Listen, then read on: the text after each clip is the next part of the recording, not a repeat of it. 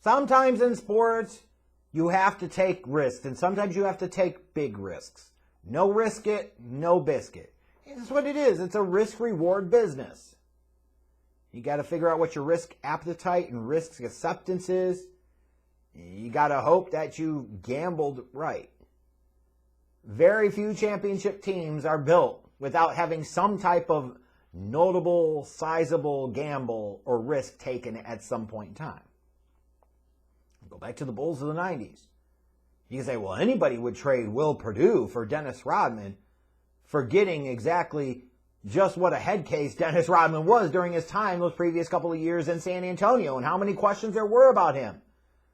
Like, hindsight is 20/20, but that was certainly a risk, and a big one at that. Even when you talk about, like, when they drafted Tony Kukoc in the second round in 90.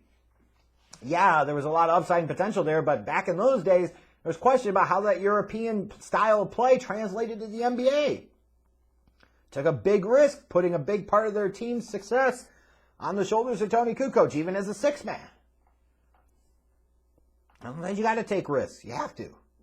And when you're a franchise, an organization like the New Orleans Pelicans, you may have to have an even greater risk appetite and greater risk acceptance level, because you know that you are not going to be a hot destination for free agents, sad as that is.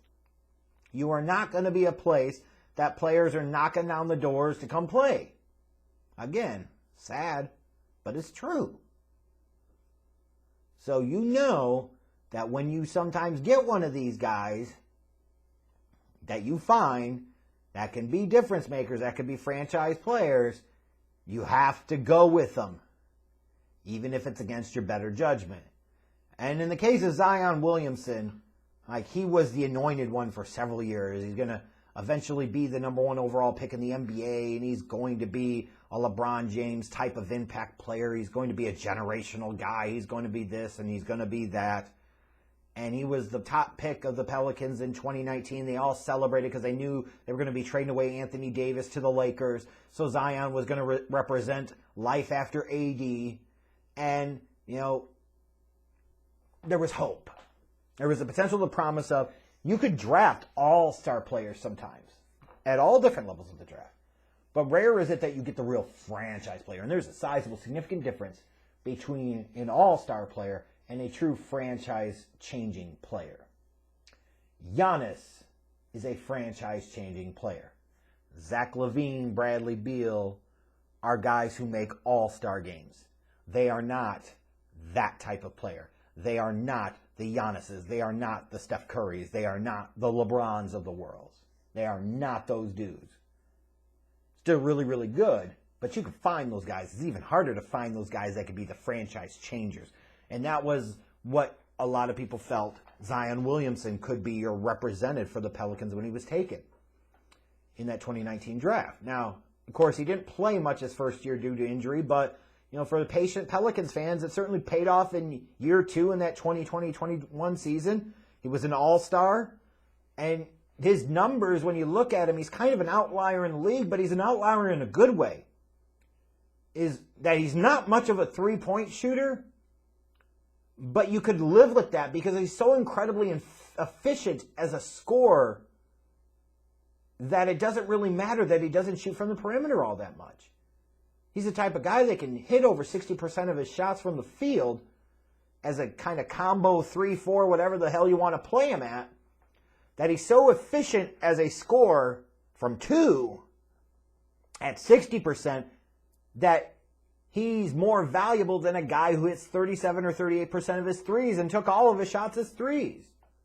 Like, Zion's the rare type of guy that you can live with and say, I'm okay with you not taking a lot of threes. You got other guys on the team that can take threes. Like, Zion, do Zion. And do you. And it's also important to note that the Pelicans have, you know, a decent core there. Like, they're not bankrupt in terms of talent. You've got Brandon Ingram there. You've got CJ McCollum there. You've got other young pieces in the core like Valanciunas and Jones and Graham and blah, blah, blah. Like, it's not all bad by any means. There's a nice core roster there. But goddamn, committing max money to Zion Williamson should be a thing that makes you really, really, really pause. He didn't play one game last year. In 3 years, he has played 86 NBA games. All the while, you have worries about, like, how does his body style, his weight, his frame translate to the NBA? How is he able to maintain it at the NBA level? You have questions about his maturity and his approach to the game and how he is as a teammate. And then you see things like Zion being quoted as saying, well, if they offer me the max contract, I can sign it soon enough. That, if anything, is a fucking red flag. If somebody's that desperate, you just hurry up and sign it. Even with New Orleans, you got to say, man, that's because he probably knows something. Jesus Christ, but man, risk is one thing, and I understand that it's hard to sit there and say the guy that you were hoping 3 years ago was going to be the savior of your franchise and be the replacement for Anthony Davis, that you would be ready to move on from him or potentially admit that you got it wrong when you took him instead of Ja Morant. But the reality is that it is incredibly risky to pay a guy and commit to him for several years for massive money when he didn't even play last year.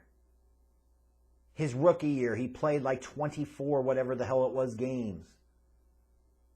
In 3 years, he has basically played an accumulation of one NBA season with a little bit of a playoff run, if you want to look at it that way, in terms of 86 games. 86 games in 3 years! And the Pelicans just signed on the dotted line to give him like up to $200 million over the next 4 to 5 years. That's fucking insane to me.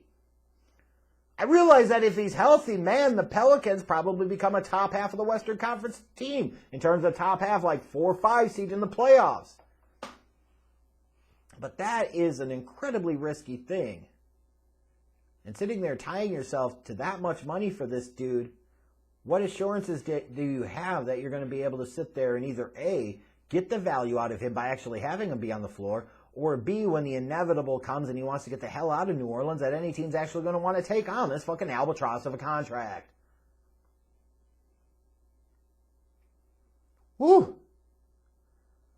Thoughts and prayers don't stop gun violence, but maybe the Pelicans needs our thoughts and prayers to hope to God that this fucking contract doesn't end up being a massive disaster for them. It may pay off.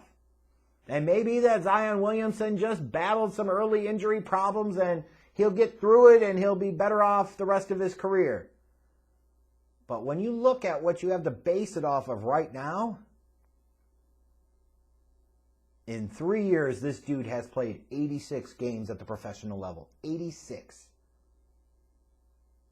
86. That's an average of less than 30 games a year. And he hasn't picked up a basketball and played in an NBA game since the 2020-2021 season. So even if he does, how is he going to fit on this team with both Brandon Ingram and CJ McCollum? Like, how does this impact them? Like, does it impact the team as Zion's trying to get his and it's fuck everybody else? Whew. The Pelicans better hope to God that this works out. Because if it doesn't, this is going to go down as a horrendous deal and one of the ultimate what-ifs in NBA history. What if you wouldn't have given him that much money? What if you would have taken Ja Morant instead? What if, what if, what if? Whew. I don't know if I would have taken this much risk, because given a young man like this, who seems to not be in great shape and has had trouble staying healthy, that much money, whew, you're better than me. You're better than me.